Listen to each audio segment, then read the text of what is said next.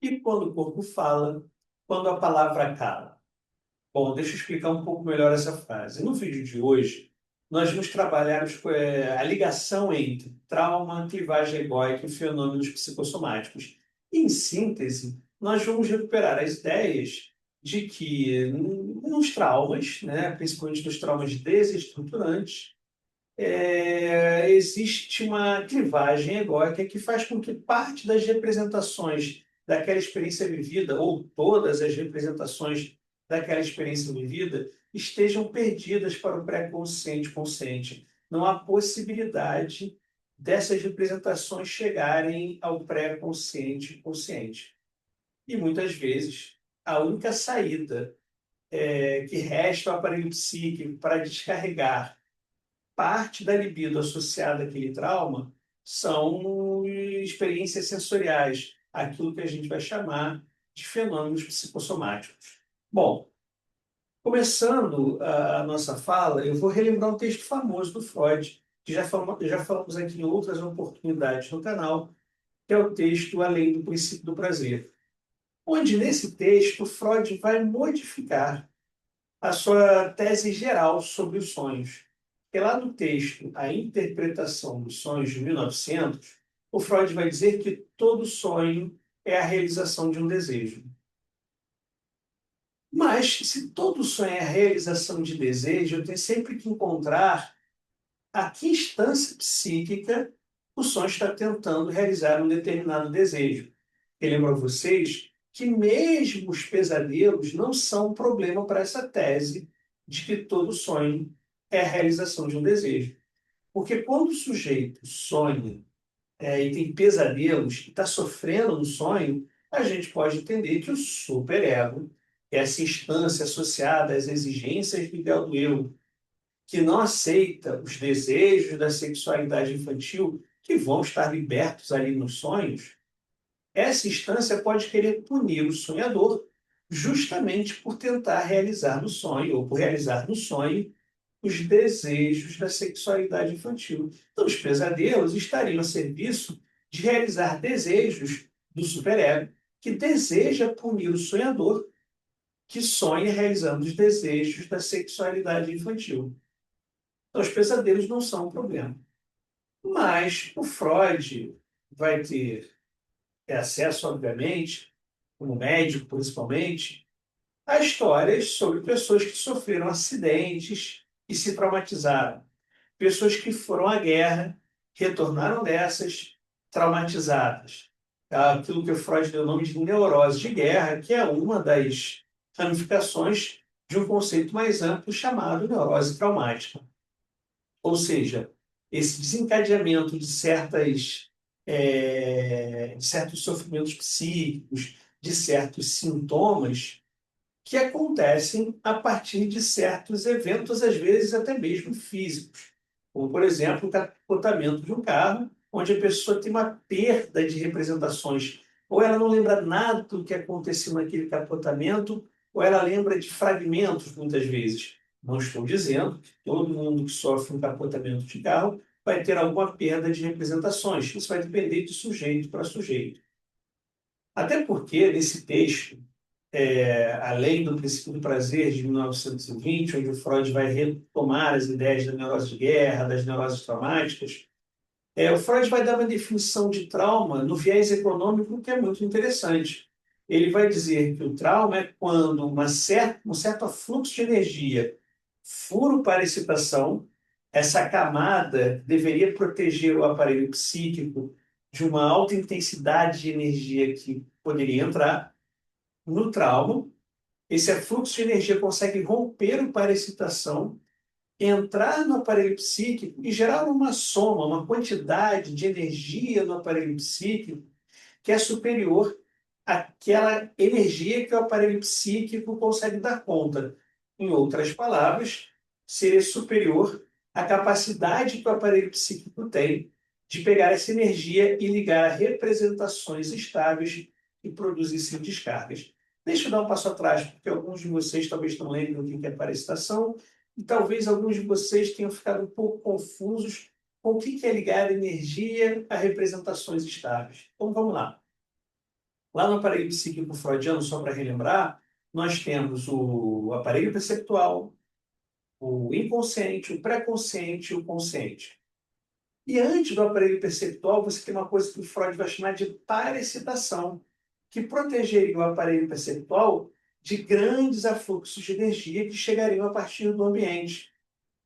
Deixa eu fazer uma contrapartida material. Nós temos olhos, ouvidos, boca, nariz, que percebem cheiros, gostos, imagens, tatos, né, sinestesia, sons. Ou seja, do ambiente em que eu estou aqui, tem luz vindo aí de várias direções. Mas nem toda a luz desse ambiente entra pelos meus olhos. Os olhos servem como uma espécie de parexcitação. Eles reduzem de toda a luminosidade que tem nesse ambiente, ele reduz a quantidade que vai chegar aos meus nervos ópticos, para que os nervos ópticos suportem a quantidade de energia que entra sem causar danos a eles. Sabemos que se olharmos, por exemplo, direto para o Sol, por um tempo curto, nós teremos problemas de visão. Podemos ter problemas de visão. Bom, então, para a excitação, seria esse correlato no aparelho psíquico dessas proteções sensoriais que nós temos a partir do nosso próprio corpo. Com esses elementos como olhos, ouvidos, boca, nariz e a própria pele, que reduzem todos os estímulos que existem no mundo que vão entrar na nossa sensorialidade. Correlatamente, o parexcitação protege o aparelho perceptual e, consequentemente, o aparelho psíquico de uma entrada de uma certa quantidade de energia que o aparelho psíquico não dê conta. Tá, primeira parte. Segunda parte desse passo atrás que eu resolvi dar aqui com vocês. O que é ligar energia a representações estáveis? Ligar energia a representações estáveis eu tenho, sei lá, uma certa quantidade de libido disponível no meu psiquismo, no meu aparelho psíquico, e essa libido precisa ser descarregada a partir do princípio do prazer. Porque o nosso psiquismo, em tese, não gosta de aumentos de tensão. Bom, imagine que essa libido que está aqui disponível consegue ser ligada, por exemplo, à ideia de que eu estou com fome, né? Eu fico com fome, aumenta a tensão do meu psiquismo e eu tenho representações de alimentos, né? Eu tenho representações já, tem comida na minha geladeira. Eu posso ir à minha geladeira, pegar alguma coisa e comer. E aí eu me movimento em direção à geladeira, abro a minha geladeira, pego um determinado alimento, mastigo, como engulo. Essa motricidade vai modificando a materialidade do mundo na tentativa de reduzir a tensão que eu adquiri com o estímulo da fome. Mas eu tenho um certo conjunto de representações estáveis. Eu tenho o alimento, eu tenho a geladeira, eu tenho a ideia de que eu posso me alimentar disso. Representações estáveis que me ajudam a organizar a minha motricidade na materialidade do mundo para encontrar formas de reduzir a tensão do meu aparelho psíquico e do meu próprio organismo. Uma outra coisa interessante que tanto Freud quanto Férez vão concordar é que os traumas eles são um produto também, um elemento fundamental de um trauma, melhor dizendo, um elemento fundamental de um trauma é uma certa qualidade de susto. O Freud, por exemplo, vai falar sobre o susto que o menino tem, sofre, diante da descoberta de que existem seres no mundo que são castrados, as meninas. Em um dado momento, os meninos, ali, normalmente na fase fálica, vão descobrir que as meninas não possuem pênis, vão fantasiar que elas foram vítimas de uma castração, vão criar a fantasia de que por que elas foram castradas, vão imaginar que como ele tem um desejo pela mãe, aí na travessia edípica, que na verdade seria a mulher do pai, para a gente usar termos, a gente deveria, se for usar de maneira abrangente, falar de função materna, função paterna, mas aqui para simplificar, porque o meu interesse é o trauma e não o complexo de Édipo no momento, ali na travessia edípica, o menino então tem um desejo pela mãe, que ele entende que na verdade é do pai. Esse pai, então, pode querer retaliá-lo por conta desse desejo que ele não quer inicialmente abandonar por essa mãe. E ao perceber que existem seres, as meninas, que não têm pênis, ele vai fantasiar que aquela menina não quis abandonar o desejo pela mãe e por isso foi castrada pelo pai em retaliação por não querer abandonar o desejo pela mãe. Bom, O Freud, então, vai imaginar que nesta situação o menino tem um susto, um choque, sofre um trauma ao entrar em contato com essa fantasia. Primeiro, com essa dura realidade para ele de que existem seres que não têm pênis. Essa dura realidade dialoga com uma fantasia, esse universo fantasmático dele, de que aquilo tem um significado. O significado é aquela menina perdeu seu pênis por não abandonar o desejo pela mãe. Bom, essa qualidade de susto, o Freud vai trabalhar bastante num texto chamado Fetichismo, um texto de 1927, onde o Freud vai entender que o fetiche, o objeto do fetiche, é um substituto para o pênis materno. Em outras palavras, alguns homens, alguns meninos, na tentativa de negar a factualidade da inexistência do pênis materno, que significaria a castração, a possibilidade de castração. Então, na tentativa de não reconhecer a castração, alguns homens vão eleger um objeto que simbolicamente substituiria o pênis da mãe. Mas repare que, ao fazer isso, esse homem, essa pessoa, ela está numa posição ambivalente sobre essa situação, ou seja, o objeto fetiche ele é ambivalente, porque ao mesmo tempo em que ele tenta negar a inexistência do pênis materno, se eu preciso dele, o sujeito inconscientemente está admitindo a inexistência desse pênis materno. Existe um exemplo que o Freud dá nesse texto ainda, o fetichismo, de um homem que tinha como objeto fetiche um suporte atlético que podia fazer às vezes de calção. Repare que esse objeto, se utilizado, ele vai recobrir a genitália, vai deixar em suspenso se ali há ou não um pênis. Então, o objeto fetiche, né, tem essa qualidade ambivalente para o sujeito do fetichismo, para o sujeito que estaria exercendo esse fetichismo. Ou seja, o reconhecimento de que não há um pênis ali, mas a tentativa de negar isso. Ele reconhece que não há aquele pênis, ou seja, ele, em nível simbólico, ele reconhece a castração, mas tenta evitá-la, tenta não aceitá-la. Isso só é possível, segundo Freud, e ele vai discutir isso no outro texto dele, que é a divisão do eu nos mecanismos de defesa. Esse tipo de situação só é possível diante de uma clivagem egóica, ou seja, o eu, uma parte do eu dele se separa e ficam partes incomunicáveis, de forma que uma parte do eu reconhece a inexistência do pênis e a outra parte nega a inexistência desse pênis. Em outras palavras, é como se o sujeito, ao se dividir, fazer essa divisão egóica, uma parte reconhecesse a castração e uma parte lutasse para negá-la, para não aceitá-la. Um outro exemplo que a gente pode usar são as questões do trauma e férese, onde ele vai trazer como exemplo, talvez um dos exemplos mais trabalhados por ele, sejam as questões dos abusos sexuais infantis, onde ele vai ter lá na narrativa dele, né, na teoria que ele constrói, a ideia de que a criança tem lá a linguagem da ternura, o adulto tem a linguagem da paixão, e desse encontro na criança se escreve uma experiência que não é compreensível, porque ele está tendo acesso ali a uma linguagem que ele não reconhece, ele não entende, ele não sabe o que está acontecendo. E aí vai buscar um adulto de confiança para contar sobre o ocorrido, e esse adulto de confiança faz aquilo que o Férez chama de desmentido, ou seja, diz para aquela criança ou que aquilo não aconteceu, ou não acredita, ou diz que não faz sentido o que aquela criança está contando, ou seja, desmente aquela experiência.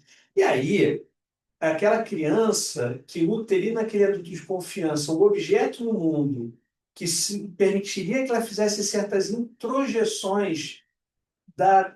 Aí vou usar uma argumentação da Teresa Pinheiro no livro do Grito à Palavra, onde ela faz uma digressão sobre toda a obra ferenziana, que aquele adulto, a introjeção que a criança precisa daquele adulto de confiança sobre o que aconteceu naquele abuso, é que aquele adulto permita à criança uma polissemia, permita à criança uma polissemia, justamente nesse lugar de que o que encontrar ali o que aquela experiência significou para ela. Criar um significado próprio a partir da metabolização que aquele adulto propicia. Lembrando que em psicanálise, principalmente agora na contemporaneidade, quando a gente fala de metabolização psíquica, a gente fala justamente dessa parte pré-consciente, consciente que a gente tem, que tem o atributo da linguagem, o sentido de representação verbal, que consegue metabolizar as experiências que nós vivemos, colocando elas, inclusive, numa lógica temporal, que tem passado, presente e futuro. Logo, essas experiências traumáticas podem, inclusive, ficar no passado. E o que acontece é que quando a criança tem essa, na lógica ferenciana, essa experiência traumática, essa experiência do abuso sexual, que confronta ela com uma linguagem que ela não entende, que ela não consegue reconhecer, entender, compreender, que se dirige a um adulto de confiança para que esse metabolize a experiência para ela num certo sentido, permitindo que ela introjete uma certa polissemia de significados daquela experiência e encontre, a partir daquele adulto, um significado próprio. Quando isso é negado a ela, essa criança aí sim se traumatiza, na teoria feresiana, essa criança se traumatiza, e para se defender do que aconteceu, ela faz o que se chama clivagem egóica. E uma das consequências do desmentido seria essa criança que não pôde introjetar essa polissemia, na visão da Teresa Pinheiro, falando da obra ferenciana, que não pôde introjetar essa polissemia desse adulto de confiança, o recurso que ela tem é se identificar com o agressor e introjetar a culpa daquele agressor. E para se proteger disso tudo, ela faz uma clivagem egóica, que essa parte vai se separar das possibilidades de representação pré-consciente e consciente para proteger a linguagem da ternura que ela ainda possui em algum lugar. E poder aí sim fazer as metabolizações psíquicas que vão organizar a sua experiência de vida. Bom, repare que essa clivagem egóica, então, vai ter um pedaço do ego que se separa do resto do ego, do resto do eu, se preferir, e que está para sempre perdida das representações verbais. Como é que, então, as libidos associadas àquelas representações daquela experiência traumática vão poder produzir descarga se não há possibilidade de ligar essa energia a representações estáveis do pré-consciente e consciente que propiciem uma descarga adequada? Como é que isso vai acontecer? A única saída, o único recurso que tem é a dimensão que o ser humano tem, que prescinde das palavras, que é a dimensão sensorial. A única coisa que esse indivíduo vai ter à sua disposição, ou uma das poucas coisas que ele vai ter à sua disposição, é descarregar a libido associada a essas representações do inconsciente relativas a essa experiência do trauma no próprio corpo, nas experiências sensoriais do corpo. Daí você ter pacientes que vão te dizer que tem problemas intestinais, problemas gástricos que não se resolvem, que vão ao médico, os médicos não conseguem encontrar um fundamento fisiológico para o que acontece com ele. Muitas vezes manda procurar um psicólogo, que vai dizer, isso é de ordem psíquica, vai ver isso aí com um psicólogo.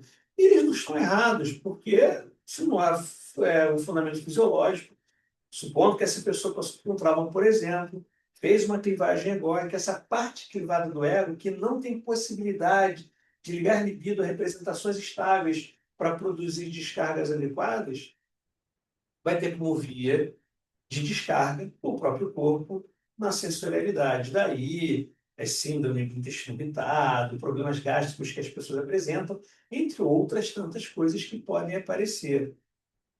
De certa maneira, isso é o que o Lacan chamava de retorno do real. Né? Ele vai dizer que o simbólico e o imaginário retornam no real. Por quê? Porque na incapacidade de simbolizar a experiência, em outras palavras, simplificando, pegar energia, pegar libido, associar representações verbais estáveis que propiciem descargas adequadas, na impossibilidade de simbolização, o que resta é o retorno do real, ou seja, esse retorno na sensorialidade, esse retorno no corpo.